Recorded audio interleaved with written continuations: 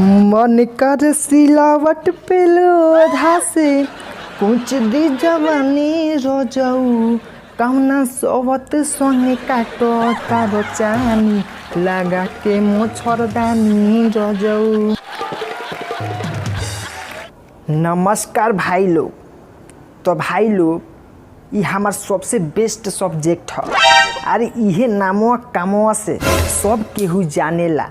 अरे इहे नामवा कामवा से सब केहू जानेला। आ घर से जब बाहर निकली तब प्रणाम कोयला के बदला अरे चप्पल जूता से मारेला।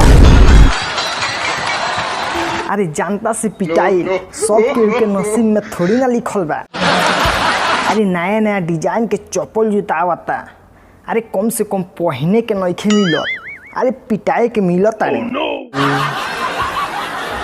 तो भाई हो, हम तोहन से एगो खास बात बतावे जाता। हमार पढ़ावल लइका अरे कुछ खा ना पैलसन, लेकिन हाँ सारवा सब लड़की लेके भाग के शादी कइले बाड़ा सन। लेकिन हाँ एगो में लइका बा सबसे अच्छा लइका बा। उस सारा लेके भाग के ना घरे लेके आके शादी कइले बा। लेकिन हम अरे भाई हो उहे तो एगो लइका बा कि हमार इज्जत बचा ले बा। तो भाई हो का करेम लोग, अब हमारा लगे कोनो लइकियो पढ़े नहीं खोसावत ना तो उकनी के एकदम टैलेंट बना देती।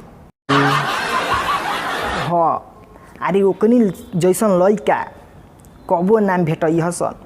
अरे उकनी के रहल हसन तो बहुते मजा आवत रहल। अरे मास्टर में आ छात्र में एकदम जोड़ी एकदम जम के लागत रहल।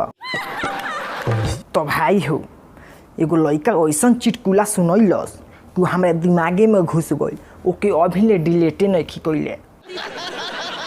अरे सुहाग रात के दिन जन दुल्हा बा अपना दुल्हन के घूंघटा उठावता आ ओकरा से पूछता कि का हो तहार का नाम हो। तो लइकिनिया कहतिया कि शादी के कार्डवा पर तारा मौसी के नाम लिखल रहे का। तो भाई हो ऐसन ऐसन चुटकुला हमारा सुनले बड़ा ढेर दिन हो गई। अरे लइका सन के बड़ा याद आवता।